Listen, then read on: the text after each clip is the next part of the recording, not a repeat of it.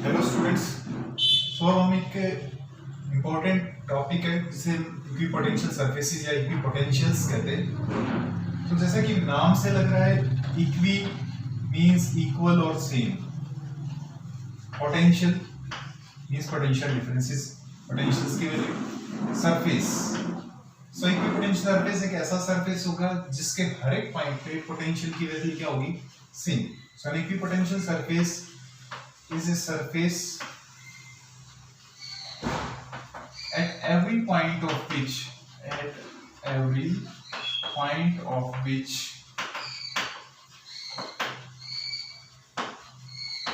electric potential is same. Electric potential V is same. कहने का मतलब ये हुआ कि यदि अगर मैं ये कोई सरफेस मान लो आर्बिट्रेरी किसी पता नहीं किस तरह के चार्ज कॉन्फ़िगरेशन से प्रोड्यूस हुआ है, तो अगर इसके ऊपर कोई आर्बिट्रेरी पॉइंट माने ए बी सी, तो इन पॉइंट का पोटेंशियल कैसा रहेगा, सेम रहेगा। That is V A equal to V B equal to V C. इन सभी के पोटेंशियल्स की वैल्यू क्या रहेगी, सेम रहेगी। उन सरफेसेस जिनके ऊपर पोटेंशियल की वैल्यू सेम रहेगी उन्हें इक्विपोटेंशियल सरफेसेस या उन्हें इक्विपोटेंशियल्स कहेंगे।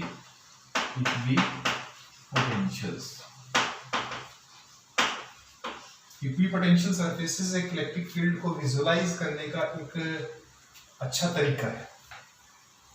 सो पहले हम इक्विपोटेंशियल सरफेसेस की कुछ प्रॉपर्टीज डिस्कस करते हैं। इंपॉर्टेंट प्रॉपर्टीज हैं जिनके बेस्ड कुछ conceptual questions, short answer type questions हमारे पास बनते हैं। पहला कहता है कि इक्विपोटेंशियल सरफेस के अलोंग कोई भी यूनिट चार्ज या आर्बिट्रेरी चार्ज को मूव करने में कोई भी वर्क नहीं किया जाएगा। No work is done in moving a charge. No work is done in moving a charge along the equipotential surface.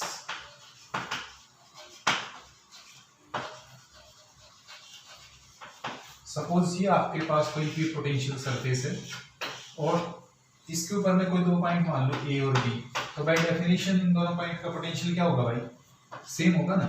और मैं चाहता हूँ कि किसी चार्ज को मूव कर रहा हूँ, मैं कोई आर्बिट्रेरी चार्ज ले लिया क्यों, मैंने यूनिट पॉजिटिव चार्ज भी ले सकते हैं, क्यों ले लिया मैंने।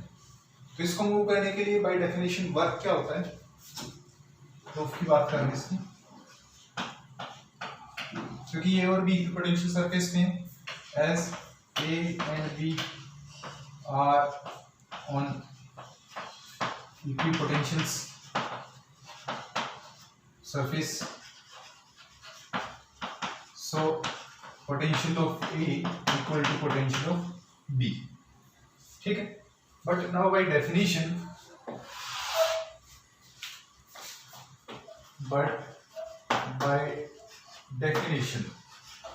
potential difference की definition क्या होती थी कि work done in moving a unit charge means work done per unit charge is equal to the potential difference means potential of final point minus potential of initial point, but final point is B and initial point is A, VB minus V। और work done WAB कितना हो गया, Q into VB minus VA, that is equation second। और ये VA is equal to VB हमारे पास first था, तो क्योंकि VA और VB की वैल्यू बराबर है तो दोनों का डिफरेंस कितना हो जाएगा, 0 Q into 0, क्योंकि VA is equal to VB है being on the equipotential surface। so इसका मतलब वर्क डन कितना आ गया भाई, 0। और ये वर्क डन किसके अलोंग किया था, along the equipotential surface। so इसका मतलब ये हुआ कि work done on the equipotential surface is 0। Second इसकी प्रॉपर्टी है कि जो इक्विपोटेंशियल सरफेस है इलेक्ट्रिक फील्ड उसके perpendicular means property second, electric field is perpendicular to the equipotential surface, equipotential surface के क्या होता है, परपेंडिकुलर होता है। तो हम यहाँ क्या करते हैं, ये अज्यूम कर लेते हैं कि ये कोई हमारे पास कोई इक्विपोटेंशियल सरफेस है और ये आपके पास इलेक्ट्रिक फील्ड की डायरेक्शन, ठीक है। और हम किसी चार्ज को मूव करते हैं इससे ए पॉइंट से और बी पॉइंट की तरफ, या थोड़े से डिस्प्लेसमेंट करते हैं कितना, डी आर या डीएल कह लीजिए सपोज, इस पॉइंट पर, और किसी चार्ज को मूव करते हैं और वो यूनिट चार्ज भी ले सकते हैं, क्यू ले लीजिए, और वो डिस्प्लेसमेंट किसके अलोंग कर रहे हैं, along the surface. Means displacement तो किसको बता रहा है, सरफेस को। सरफेस के साथ इलेक्ट्रिक फील्ड हमने थीटा एंगल पर बताया, थीटा। तो अब अगर हम लिखें कि वर्क डन, तो आपको ये पता है कि as work done for a small displacement dw is equal to कितना लिखा जाएगा, force dot displacement f। So work done हुआ फोर्स डॉट डिस्प्लेसमेंट, और एज फोर्स होता है q इंटू ई, तो हम q इंटू ई यूज कर देते हैं। तो f is equal to q E dot dl and this is dw। अब या तो ऐसे कर लीजिए कि work done along the equipotential surface 0, इसको ऐसे कर लीजिए, या फिर इस चार्ज को इधर डिवीजन में डाल दीजिए, तो ये हो जाएगा dw by q। और work done per unit charge क्या होता है, पोटेंशियल, तो क्योंकि वर्क डन का डिफरेंस है तो पोटेंशियल डिफरेंस d भी हो जाएगा, and that is equal to e dot dl।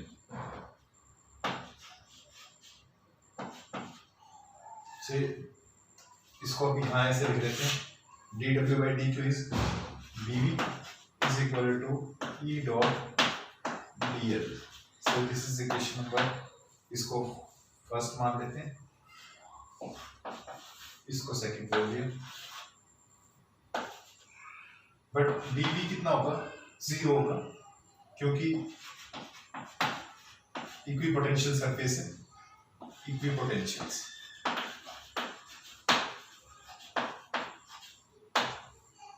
Potential difference 0 हो जाएगा। So it means that E dot dl equal to 0, और E डॉट dl 0 मींस, इसको एक्सपेंड करें, दो वेक्टर का डॉट प्रोडक्ट 0 तो वो क्या होता है, परपेंडिकुलर। परपेंडिकुलरिटी कंडीशन है, आपने वेक्टर्स में पढ़ा होगा आपने, तो E dl और cos थीटा।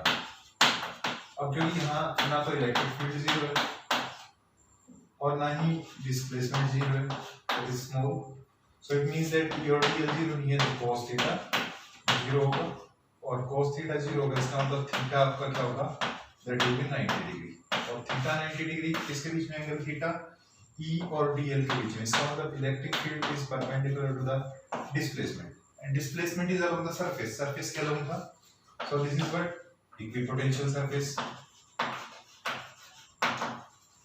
Equipotential surface. सो इसका मतलब ये हो गया कि इलेक्ट्रिक फील्ड है that is perpendicular to equipotential surface. तो हमें ये बात ध्यान रखनी है कि electric field is always perpendicular to the equipotential surface, वी इक्वी, ऐसे लिखें, इक्विपोटेंशियल सरफेस से कैसे होगा, परपेंडिकुलर होगा। नेक्स्ट प्रॉपर्टी जो है वो ये है कि इक्विपोटेंशियल सरफेसेस कभी इंटरसेक्ट नहीं करेंगे, जैसे हमने इलेक्ट्रिक फील्ड लाइंस की प्रॉपर्टी में पढ़ा था। और थर्ड में हम ये कहते हैं कि equipotential surfaces can not intersect, equipotential surfaces can never intersect.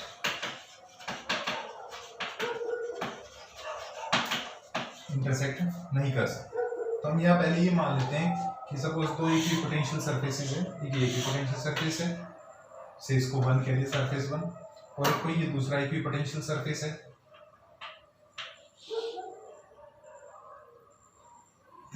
तो इस तरह से ये लेते हैं।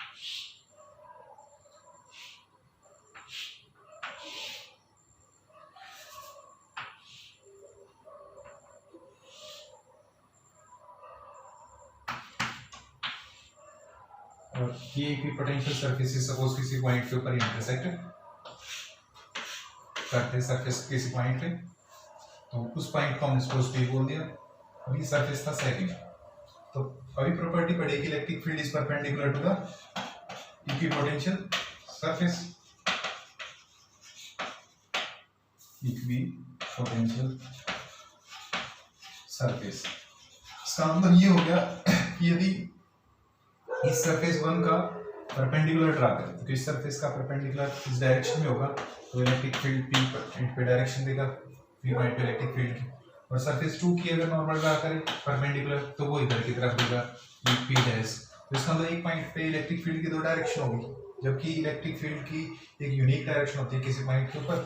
तो कहता है कि equipotential surfaces can never intersect, if they intersect at a point, then there will be two directions.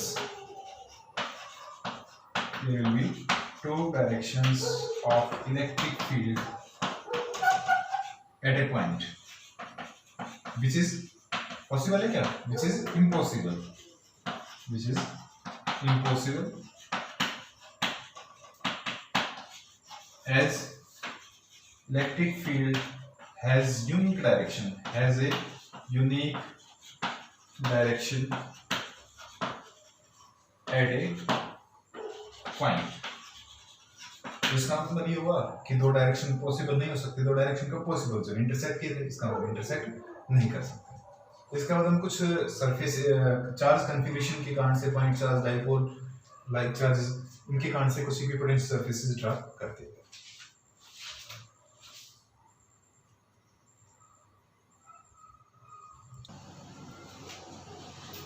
So now we have drawn the equipotential surfaces due to various type of charge configuration.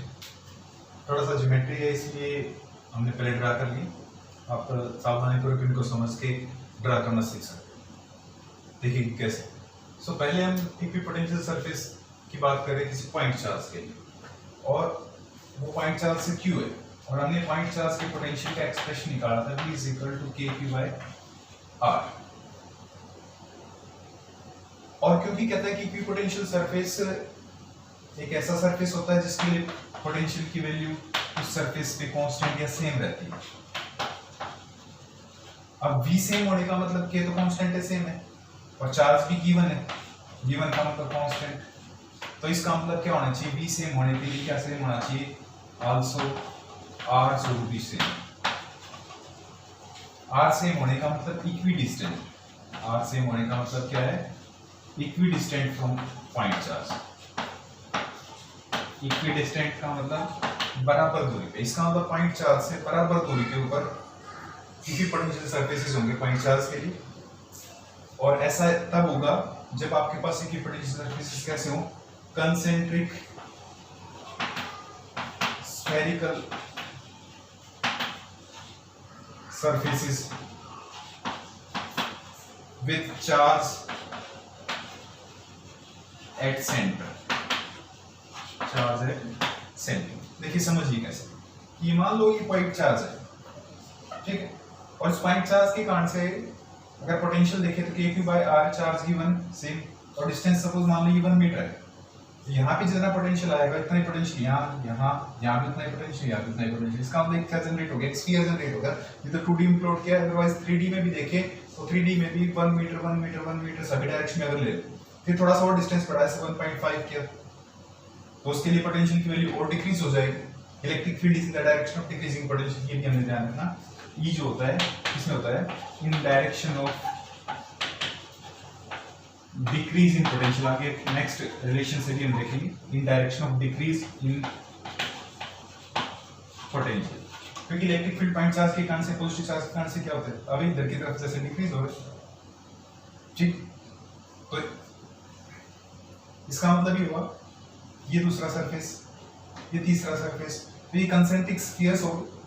और हमने ये भी property पढ़ी थी कि electric field equipotential surface के perpendicular. तो surface का मतलब सपोज ये कोई एक सरफेस ले लिया, सरफेस का मतलब क्या होता है? टेंजेंट, और टेंजेंट के परपेंडिकुलर कौन आता है? रेडियस। तो जो रेडियल लाइन है ये किसको बताएगी? इलेक्ट्रिक फील्ड को बताएगी। किसको बताएगी? Electric field. ये सरफेस का मतलब टेंजेंट, क्योंकि रेड लाइन से जो हमने स्फीयर दिखा है कि कंसेंट्रिक, ये कंसेंट्रिक स्फीयर्स क्या है, इक्विपोटेंशियल सरफेस। तो सरफेस का मतलब तो क्या हो गया, टेंजेंट। सरफेस का मतलब क्या होता है, टेंजेंट होता है। और टेंजेंट किसके परपेंडिकुलर होती है, आपने सर्किल की प्रॉपर्टीज वाली क्लासेस में सीखा होगा कि ये सपोज टेंजेंट है, टेंजेंट के परपेंडिकुलर कौन होती है, रेडियस। तो रेडियल लाइन क्या होगी, इलेक्ट्रिक फील्ड होगी। ये जो रेडियल लाइन वाइट चौक से ड्रा कर रखी है क्या है, डायरेक्शन ऑफ इलेक्ट्रिक फील्ड। आपको पता है इलेक्ट्रिक फील्ड पॉजिटिव चार्ज के कारण से क्या होता है, अभी तो इसका मतलब ये होगी कि ये धीरे धीरे इनकी जो इक्विवेलेंट सरफेसेस की रेडियस क्या होगी, स्प्रेड होती जाएगी, ठीक है। और जैसे जैसे आर बढ़ेगा तो बी की वैल्यू क्या होगी, डिक्रीज, ठीक है। तो इसका मतलब इधर की तरफ पोटेंशियल डिक्रीज होता जाएगा, और पोटेंशियल इधर डिक्रीज होगा, वो किसकी डायरेक्शन होगी, इलेक्ट्रिक फील्ड की डायरेक्शन होगी। नेक्स्ट हम लेते हैं electric field due to equipotential surface due to uniform electric field. और इलेक्ट्रिक फील्ड यूनिफॉर्म सपोज आपने एक्स डायरेक्शन के अलावा मान लिया, ठीक है। आपको हो सकता है जेड डायरेक्शन ले ले, आपको वाई ले ले। तो अगर आपने इलेक्ट्रिक फील्ड एक्स डायरेक्शन के अंदर लिया, इलेक्ट्रिक फील्ड यूनिफॉर्म का मतलब इक्वली स्पेस्ड लाइन से फील्ड लाइंस, ठीक है। और उनके परपेंडिकुलर जो सरफेस होगा वो क्या होगा, इक्विपोटेंशियल सरफेस। तो इलेक्ट्रिक फील्ड किसमें, एक्स और एक्स डायरेक्शन के परपेंडिकुलर क्या होता है, Y Z plane. Y Z plane क्या होता है, परपेंडिकुलर होता है किसके, एक्स डायरेक्शन के। तो इसका मतलब इलेक्ट्रिक फील्ड एक्स में, तो इलेक्ट्रिक फील्ड के परपेंडिकुलर कौन, वाई जेड प्लेन में कौन होंगे, इक्विपोटेंशियल सरफेसेस होंगे किसमें, वाई जेड प्लेन में। तो इसका मतलब वाई जेड प्लेन ये वाई एक्सिस होगी, जेड एक्सिस। तो वाई जेड प्लेन में जितने भी पैरेलल प्लेन्स होंगे वाई जेड प्लेन के, वो क्या होंगे, इक्विपोटेंशियल सरफेसेस होंगे। और वो कैसे होंगे, यूनिफॉर्म इलेक्ट्रिक फील्ड है तो कैसे होंगे, इक्वली स्पेस्ड। और इसके ऊपर जो पोटेंशियल 5 5 5 5 इस तरह से, यहाँ मान लो सपोज 2 2 2 2, यहाँ से 1 1, ठीक है। ये इसी तरह से मैं एक ऐसे एस्टिमेशन लगाया, जरूरी नहीं कि इस तरह से जो डाटा रिलेशन से निकालते हैं। तो इसका मतलब अगर जेड डायरेक्शन देर क्या होता है, electric field suppose sorry Y direction, तो इलेक्ट्रिक फील्ड वाई डायरेक्शन में होता है, तो जो इक्विपोटेंशियल सरफेस किस में हो जाते हैं, एक्स जेड प्लेन में, ठीक है। और इलेक्ट्रिक फील्ड देर क्या हो जेड में, तो वो किसके अंदर आ जाते हैं, एक्स वाई प्लेन के अंदर। तो हम कर सकते हैं, ठीक है। बस ये ध्यान रखो, electric field is in the direction of decrease in potential. Next हम ड्रा कर रहे हैं इक्विपोटेंशियल सरफेसेस किसके कारण से, एक तो डाइपोल के कारण से। तो डाइपोल में क्या होता है, pair of equal and unlike charge separated by certain small distance. तो एक प्लस चार्ज हो गया और एक माइनस चार्ज। अपने इलेक्ट्रिक फील्ड लाइंस की प्रॉपर्टी पढ़ी थी कि लाइक चार्ज क्या करते हैं, अट्रैक्ट करते हैं। इस इलेक्ट्रिक फील्ड लाइंस क्या करती है, कॉन्ट्रैक्ट करती हैं लॉन्गिट्यूडनली, कॉन्ट्रैक्ट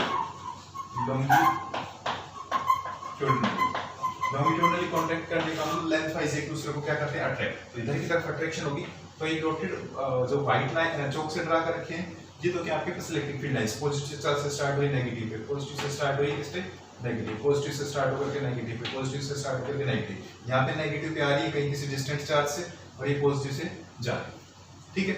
अब हमने इक्विपोटेंशियल सरफेसेस ड्रा करने हैं, और याद रखना इक्विपोटेंशियल सरफेसेस की जो डेंसिटी है वो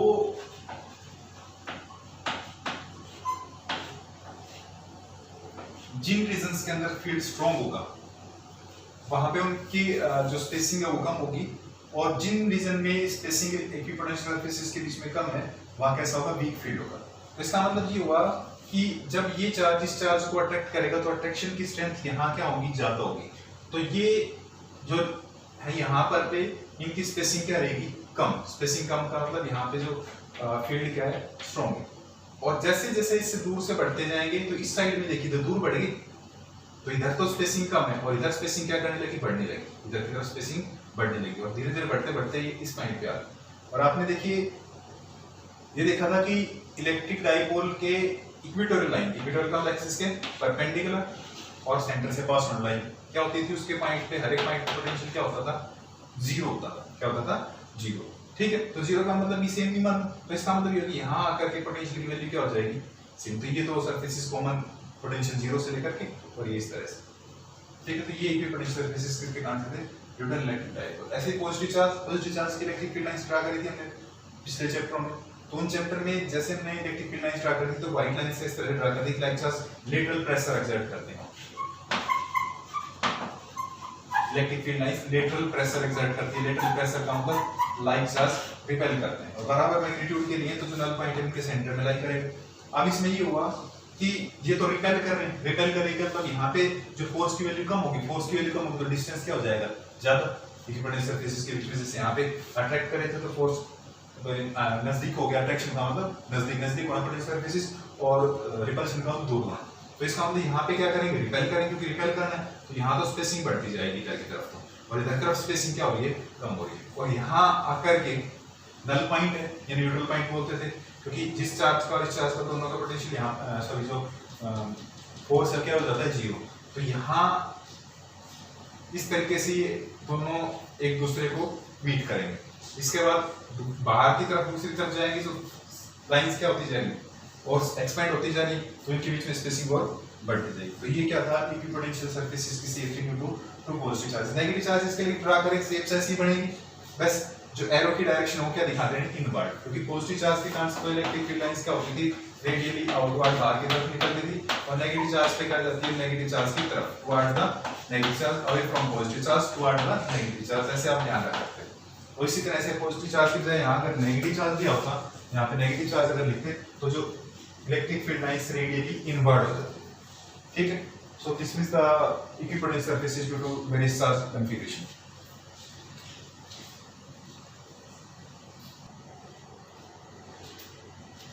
So now there is an important relation between electric field and electric potential. याद रखिए कि इलेक्ट्रिक फील्ड तो वेक्टर क्वांटिटी और इलेक्ट्रिक पोटेंशियल स्केलर क्वांटिटी, और स्केलर से हम वेक्टर फील्ड जनरेट कर सकते हैं बाय टेकिंग अ ग्रेडियंट। अब ग्रेडियंट नाम के टर्म डिस्कस करेंगे, क्या होती है वो समझेंगे।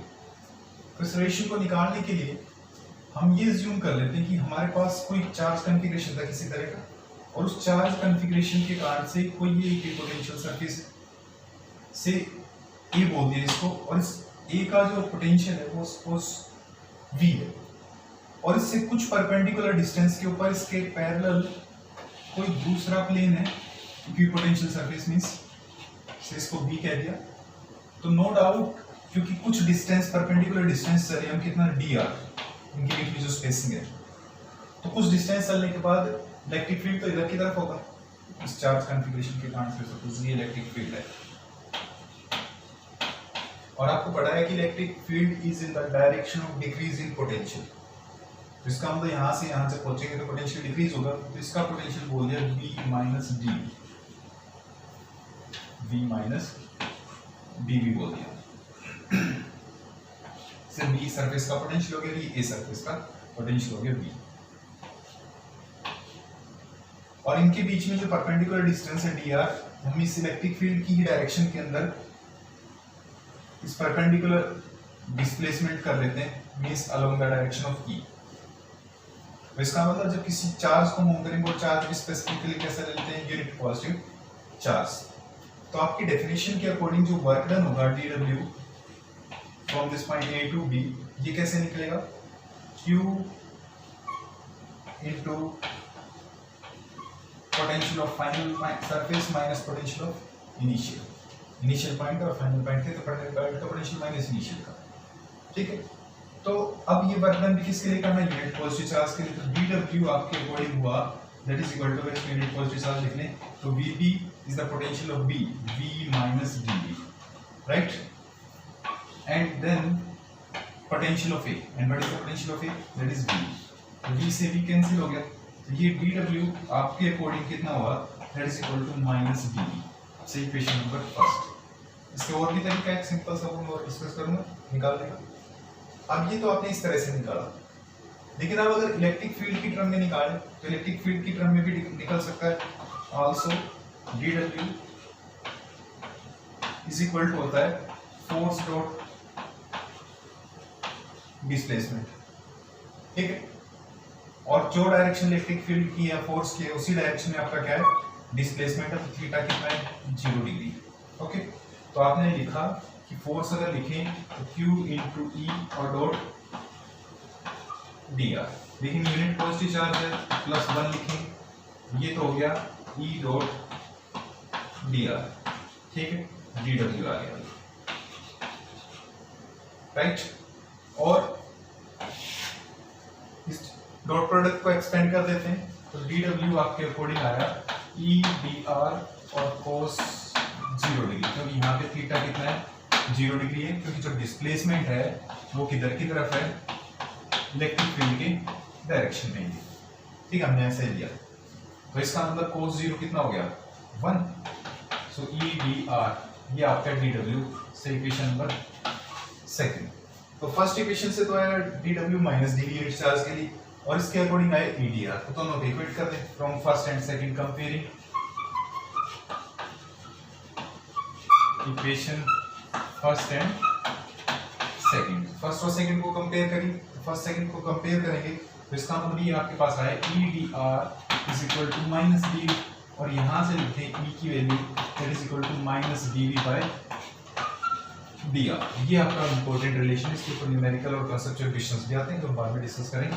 अब इसे इक्वेशन नंबर थर्ड। अब यहाँ एक बात पता है आपको, इलेक्ट्रिक फील्ड तो क्या है, एक वेक्टर है, ठीक है, लेकिन पोटेंशियल क्या है, स्केलर। तो इसका पोटेंशियल स्केलर से वेक्टर कैसे बने, इसका मतलब ये जो टर्म लगेगी ना, इसके बाद डी बाई डी है, यही कुछ कर रही है। डी क्या है, change.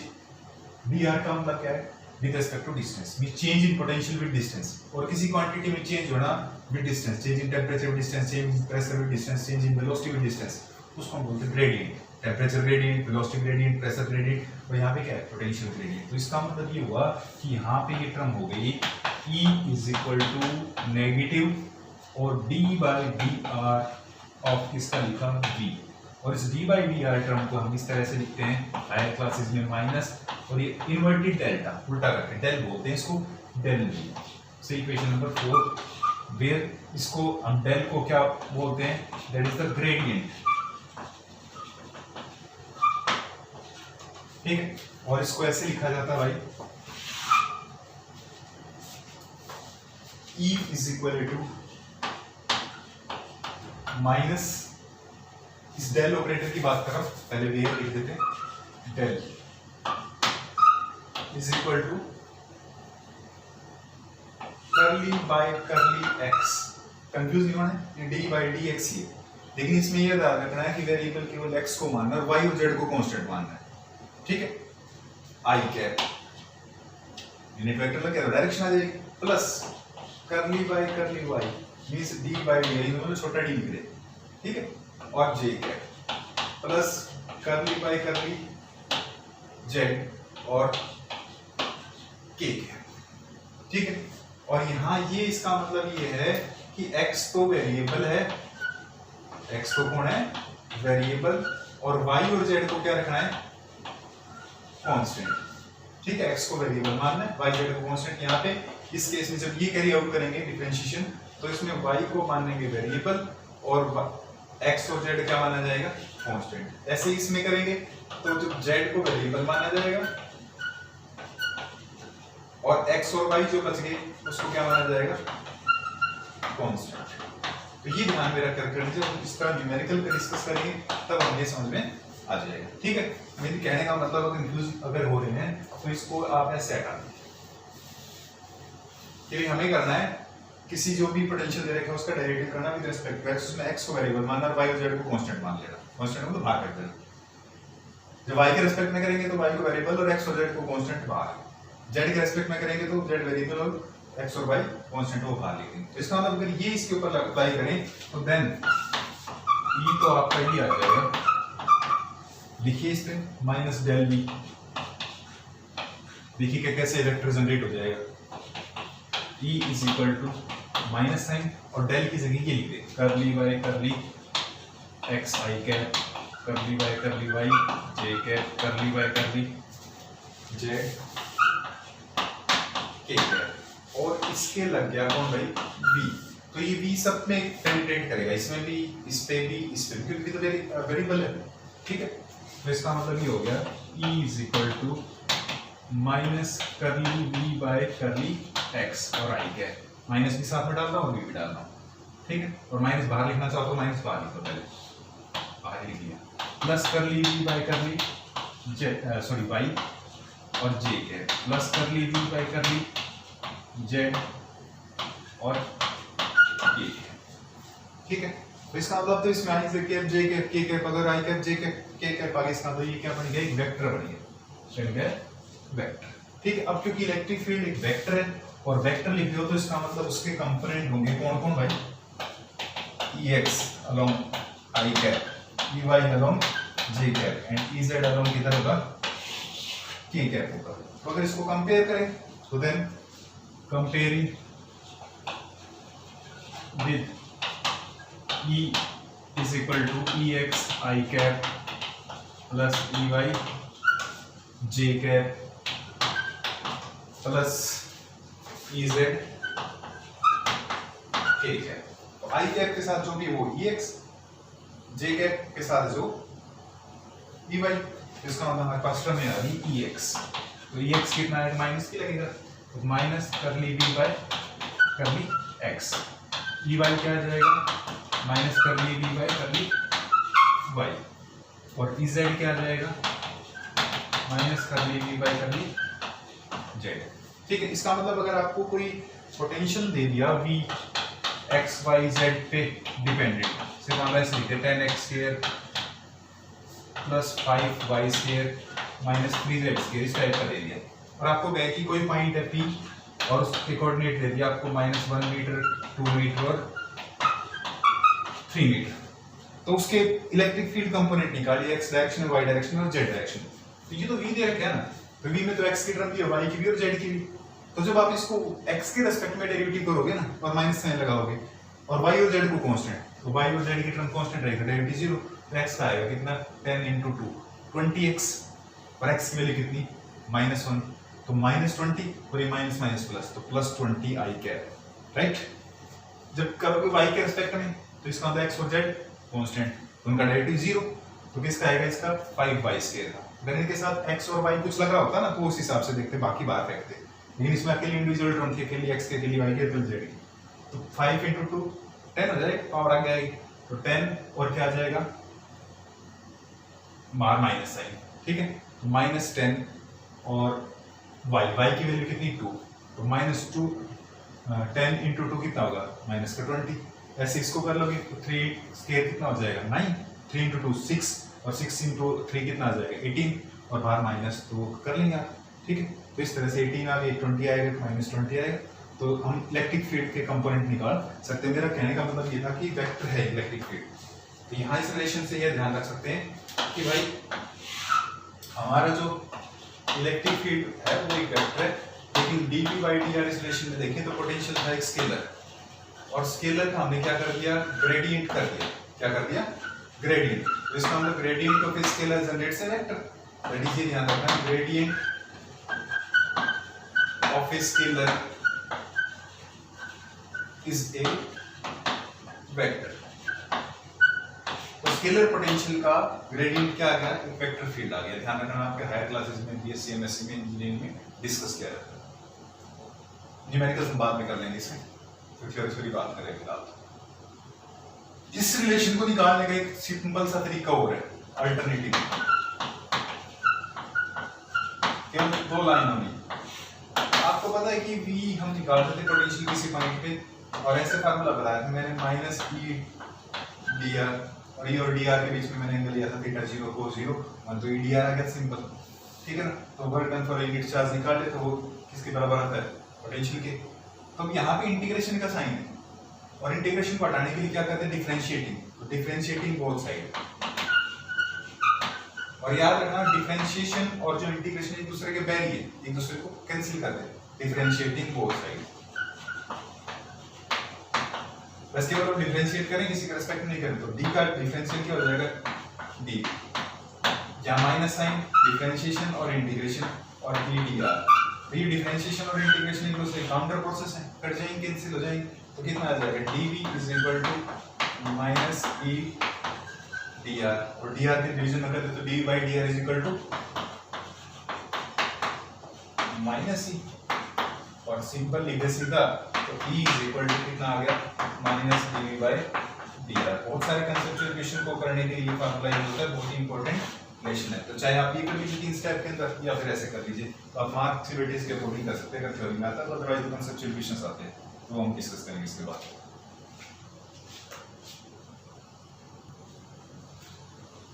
So now let us discuss the potential energy due to a system of point charges। जैसा कि आपको पता है potential energy refers to the work done, So potential energy of system of charges is the total amount of work done, total amount of work done in bringing charges कहाँ से लाएंगे भाई, infinity से फील्ड के बाहर से, in bringing the charges कहाँ लाके रखेंगे उनकी respective positions पे, is the total amount of work done in bringing the charges to their respective positions from infinity से लेकर के वो टोटल वर्क है। तो यहाँ मैं कुछ n चार्जेस को लेके आ रहा हूँ।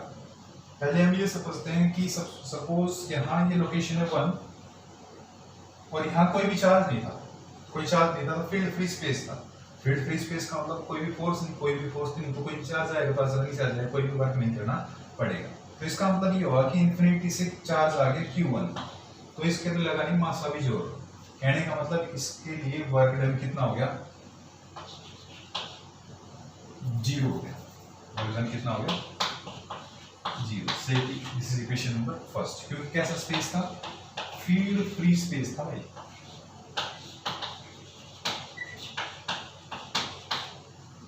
ठीक, अब मान लीजिए कि ये लोकेशन सेकंड है और इस सेकंड के ऊपर सेकंड चार्ज आना चाहता है इन्फिनिटी से, आना चाहता है सेकंड चार्ज Q2 और कहां से, इन्फिनिटी से। अब ये जो 1 आकर के बैठ गया लोकेशन 1 पे Q1 चार्ज है, क्या कि अपने सराउंडिंग में क्या रखूंगा, अपना पोटेंशियल। तो इस सेकंड लोकेशन के ऊपर भी तो हमने पोटेंशियल रखा था, कितने डिस्टेंस पे से, इस डिस्टेंस को मैंने बोल दिया R12। तो पोटेंशियल का पॉइंट चार्ज कहां से कितना होता है, Q/R। किस चार्ज का होगा, Q1 का, किसके ऊपर होगा, इस लोकेशन पे कितना होगा, Q1 बाय डिस्टेंस कितना, R12। ठीक है, तो आप ये कहोगे now potential of Q1 on location 2, location 2 पे पोटेंशियल कितना होगा, so V1 is equal to K Q1 by कितने डिस्टेंस पे, R12 पे। so this is equation number second. अब ये पोटेंशियल यहाँ पे आ गया V1 और इस चार्ज Q2 को लेना है, तो वर्क कितना होगा, charge into potential. So work done in bringing Q2 from infinity, work done for Q2 that will B W2 कितना आएगा, चार्ज Q2 और पोटेंशियल कितना भाई, V1। ठीक है, तो चार्ज Q2 और पोटेंशियल V1 कितना है, इक्वेशन नंबर सेकंड में K Q1 बाय कितना भाई, R12। मींस इसका ऐसे लिखने के बाद Q1 Q2 और पावर R12, तो जो पेयर ऑफ चार्ज आएगा वही क्या आएगा, डिस्टेंस का coordinate, so W। So this is equation number third भाई।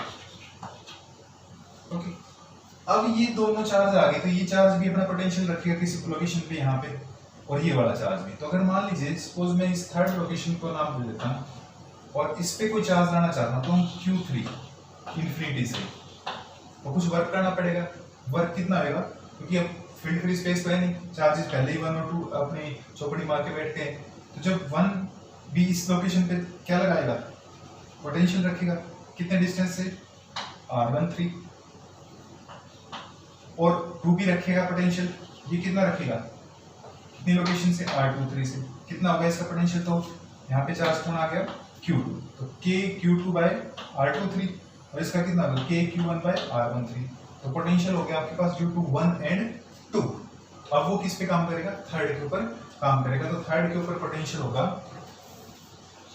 वो किसका होगा, potential due to the charge first, तो थर्ड के ऊपर पोटेंशियल काम करेगा चार्ज फर्स्ट के कारण से भी, और थर्ड के ऊपर चार्ज पोटेंशियल काम करेगा किसके कारण से, सेकंड के कारण से। दो पोटेंशियल हो गए। अब वो पोटेंशियल अगर निकाल लिया आपने तो उसको किससे मल्टीप्लाई कर देंगे, चार्ज से। तो आप ये कहोगे कि पोटेंशियल निकाले थर्ड पे किसका, Q1 का, तो थर्ड पे Q1 का कितना होगा, दैट विल बी व्हाट, वही थर्ड पे Q1 का कितना होगा, K Q1 बाय डिस्टेंस कितना, R13, K Q1 by distance कितना, R13 प्लस किसका, potential on third due to second, third पे सेकंड के कारण से कितना, K Q2 बाय कितना, R23, K Q2 और बाय डिस्टेंस कितना, R23। So this is equation number 4। ठीक, मैं जब वर्क डन आएंगे उनको बॉक्स में बर्न कर देता हूँ। ये W1 जी यहाँ पे आया आपके पास फाइनली W2, ठीक है। अब ये पोटेंशियल किस पे आया है, थर्ड पे आया है। थर्ड पे किसके कारण से, फर्स्ट और सेकंड के कारण से। तो work done for Q3, work done for Q3 बताइए कितना होगा, W3 working revert charge Q3 लेके आना, और Q3 पे जो पॉइंट पर पोटेंशियल ऐड करा इस थर्ड पे 1 के कारण से 2 के कारण से, तो मतलब हमने जोड़ लिख दिया। तो ये हो गया K Q1 over R13 plus K Q2 over R23। क्यों, क्योंकि जो वर्क डन होगा आपका वो कितना आएगा, चार्ज Q3 और उसके ऊपर पोटेंशियल को जो काम कर रहा है थर्ड के ऊपर वो पोटेंशियल ऑन थर्ड, तो potential on third due to first plus potential on third due to second, लिख दिया हम दोनों। तो इसको अगर एक्सपेंड कर लें तो ये आ गया W3 is equal to K13, तो 13 लिख दिया भाई। K ये कौन था, 23 था, तो 23 लिख दिया, सॉरी 23 और R23, ये टर्म आ गई मेरे पास 5th इक्वेशन हो गया, और ये W3 आ गया। इसी तरह से अगर कोई चार्ज लाना है मेरे को Q4 और सपोज इन्फिनिटी से लाना है और इस लोकेशन पे, तो इस लोकेशन पे कौन कौन चार्जेस लगाएंगे, कोई पोटेंशियल 1 भी लगाएगा, कसर नहीं छोड़ेगा, 2 भी लगाएगा, 3। तो इस पे जो पोटेंशियल होगा इन 3 चार्जेस के कारण से होगा। और कितने डिस्टेंसेस होंगे इनके, मैंने रेड डॉट से लिखा है, इसके तो कितने होगा 1 4 डिस्टेंस से, इसका कितने से होगा 2 4 से, और इसके कितना होगा 3 4 से, ठीक है। तो इनके पोटेंशियल लिख देते हैं, total potential. Now potential at 4, now potential at location 4, location 4 पे जो पोटेंशियल होगा कितना हो गया भाई, V4 इज इक्वल टू कैसे, potential on 4 due to first plus potential on 4 due to second Q2 के कारण से। ओके, मैं सर्किल उनको कर रहा हूँ जिनके कारण से निकाल रहे हैं, ठीक है। फर्स्ट के कारण से, सेकंड के कारण से, potential on 4 due to third, ठीक है। तो 4 के ऊपर बाकी कितने लगाएंगे, समझ के बाद 5 और 4 लगाएंगे, 5 के ऊपर बाकी के 4 लगाएंगे, तो कितना होगा पोटेंशियल किसके कारण से, Q1 के कारण से। तो कितना K Q1 बाय डिस्टेंस कितना R14, ये कितना होगा K Q2 बाय डिस्टेंस कितना R24, और ये हो गया K Q3 बाय डिस्टेंस कितना R34। ये आपके पास कौन आ गया, V4 आ गया, पोटेंशियल एट द फोर्थ। सही, दिस इज इक्वेशन नंबर 6। अब इसका मतलब फोर्थ लोकेशन के ऊपर आप पोटेंशियल कैलकुलेट कर चुके हैं, तो पोटेंशियल को किससे मल्टीप्लाई कर दे, चार्ज की वजह से, तो वर्क डन आ जाएगा। सो work done for Q4, so work done for Q4 कितना होगा भाई, वर्क चार्ज Q4 लाना और उसके ऊपर जो पोटेंशियल एक्ट कर रहा है उसके कारण से potential due to first plus potential due to second plus potential due to third, जो ऑलरेडी हम कैलकुलेट कर दिए इक्वेशन नंबर 6 के अंदर। तो डायरेक्ट लिखना है, तो ये वैल्यू लिखनी है, ये अंडरलाइन वाली वैल्यू लिखनी है। तो इसका आंसर W4 आपके पास हुआ इज इक्वल टू Q4, और ये वैल्यू उठा करके लिख दीजिए कितनी, K Q1 by R14 plus K Q2 by R24 plus K Q3 by R34, ठीक है। 3 टर्म लिख दी, और अगर ये Q4 मल्टीप्लाई कर दें इनके साथ तो ये टर्म आ गई K Q1 Q4, सेम जो पोजीशन कोऑर्डिनेट R14 K बाहर निकले के अंदर डाल देते अंदर,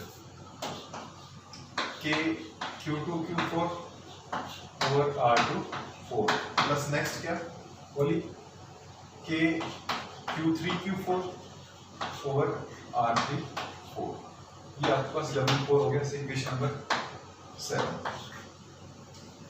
ऐसे तो बड़े ही सारे चार्जेस ला सकते हैं, 5 चार्ज इकट्ठे कर ले, 10 कर ले, कितने डिस्क्रीट चार्जेस आप ले यहाँ पर, लेकिन हम इस चीज को एक सिमिलरिटी के वे में समराइज करेंगे, रिजल्ट को सम अप करेंगे। तो सम अप करें तो टोटल वर्क डन कितना आएगा, तो total work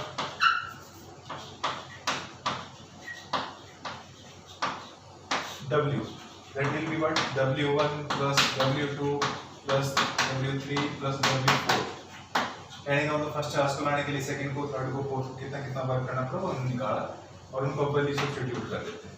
W is equal to W1 तो कितना है भाई, फर्स्ट इक्वेशन देखिए 0, W2 कितना है सेकंड इक्वेशन के अंदर देखिए K Q1 Q2 by R12, यही एक ही टर्म। W2 में बोलिए तीन टर्म है, कौन कौन सी है, K Q1 सॉरी W3 ये रहा, K Q1 Q3 over R13 plus K Q2 Q3 over R23 right.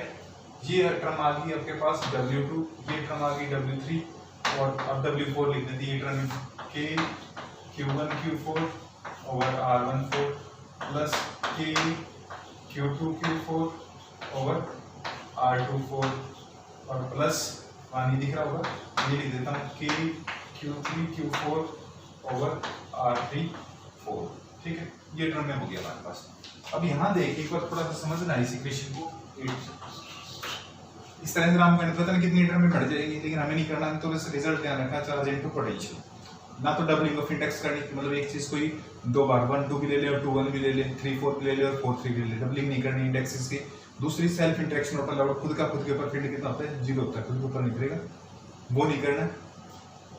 Self interaction total out कहने का मतलब, तो दो बातें तीन बातें ध्यान रखनी, वो लास्ट में बता देंगे, लेकिन रिजल्ट तो निकालना है, हमें करना ही पड़ेगा।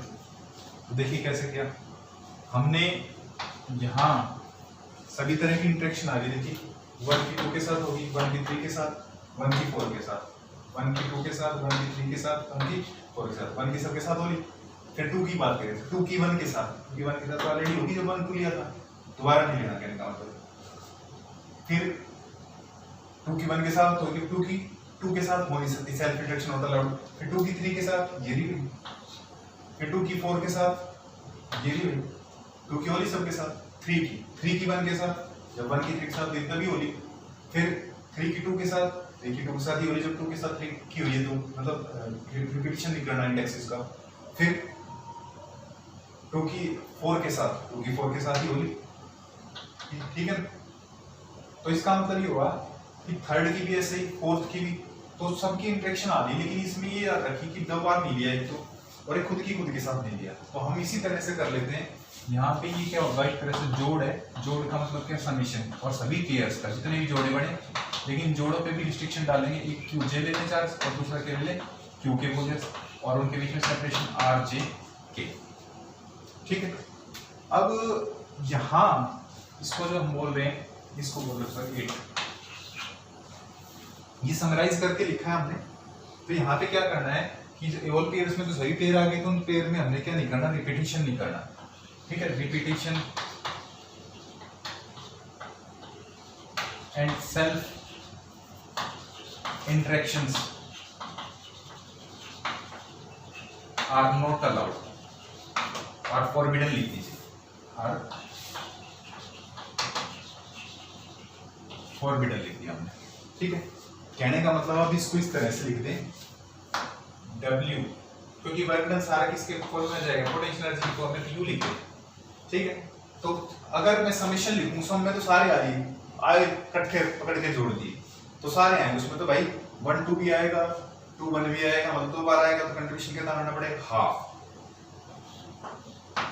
ठीक है।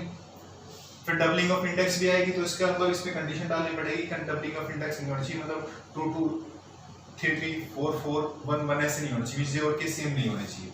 तो इसका मतलब इस समेशन पे 2 कंडीशंस हो गई है, एक तो समेशन ओवर जे लिख दिया और फ्रॉम 1 to n, और एक समेशन को कर दिया for k is equal to 1 to n ही, लेकिन हमने ये कंडीशन डाल दी यहाँ कि j और k क्या नहीं है, सेम नहीं है, सेम नहीं का मतलब self interactions are not allowed, ठीक है। और फिर हमारे पास वैल्यू आ गई Q J Q K over R J K, ठीक है। और मैं इसको थोड़ा सा यहाँ आपको ध्यान देना पड़ेगा,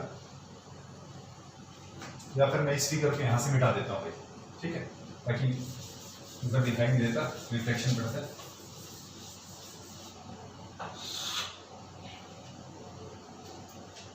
तो मैंने u लिखा है इज इक्वल टू 1/2। अब मैं क्या करता हूँ, यहाँ देखिए कि जो समेशन की टर्म है ये k पे रख लेता हूँ, k वाला समेशन, और qj को लिख देता हूँ बाहर, ठीक है।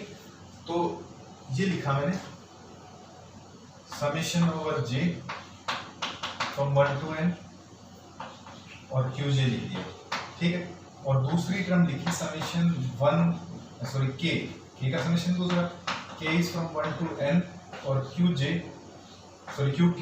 ओवर rj की। एक्चुअली है क्या, दिस इज पोटेंशियल, ठीक है। दिस इज पोटेंशियल कैसे, देखिए यहाँ हमने ये लिखा है kq1 ओवर r12 लिखा ना। तो ये अगर मान लो j है तो ये कौन है, k है, ठीक है। यहाँ आप देख रहे हैं ये टर्म में पोटेंशियल की है सारी, है ना, किसकी है, पोटेंशियल की। और यहाँ आप जब मल्टीप्लाई कर रहे हो चार्ज को तो पोटेंशियल की वैल्यूज है नहीं, किसकी वैल्यू पोटेंशियल। तो ये तो 1 2 3 कौन वेरी कर रहा है, k, कौन वेरी कर रहा है, k, और बाहर कौन है, j। तो j एक बार फिक्स कर लेंगे और k को वेरी करेंगे, ठीक है। j फिक्स कर लिया 1 फिर 2 2 3 इस तरह से। तो इसका मतलब ये टर्म क्या होगी, पोटेंशियल होगी किसके ऊपर, jth पे, किसके कारण से, kth चार्ज के कारण से। पोटेंशियल किसके कारण से, 1 के कारण से, किस पे, 2 पे, ठीक है। तो ये पोटेंशियल k पे, सॉरी पोटेंशियल किस पे, j पे, किसके कारण से, k के कारण से। एक था q1 के कारण से, किस पे, q2 पे, ठीक है। तो ये अंदर वाला तो क्या है, पोटेंशियल, ठीक है। अंदर वाले के कारण से potential, kth charge on jth means potential due to the kth charge on jth। तो ये आपको इसको लिख दो 1/2 summation j is equal to 1 to n, n capital लिख रहे हैं, और qj, और इस टर्म को लिख दिया vj, वेयर vj क्या है,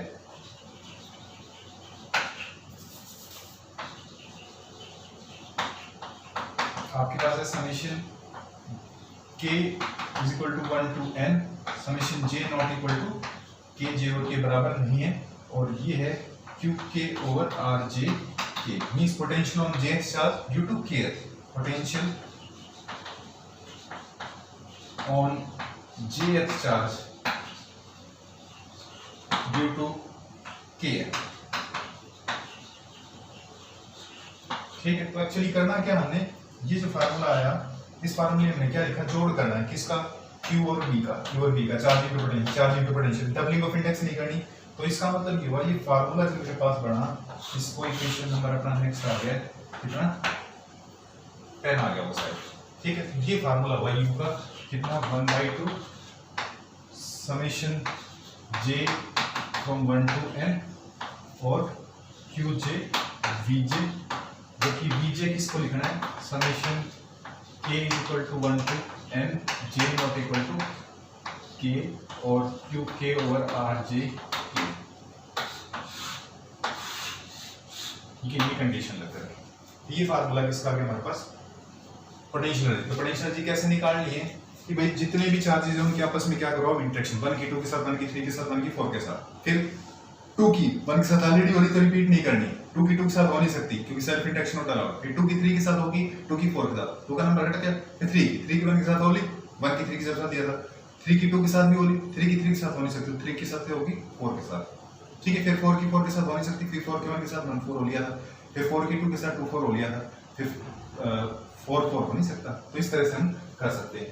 तो कहने का मतलब ये पोटेंशियल एनर्जी का एक्सप्रेशन था फॉर किसके लिए, due to system of charges. आपने वो जो फिगर, अगर मैं इसका फोटो ले लेता हूँ तो 1 लोकेशन ली थी, 2 लोकेशन ली थी, Q2 तो पिक्चर लेने के लिए मैं Q2 मिटा दिया था ना, तो इसलिए दोबारा बना देना।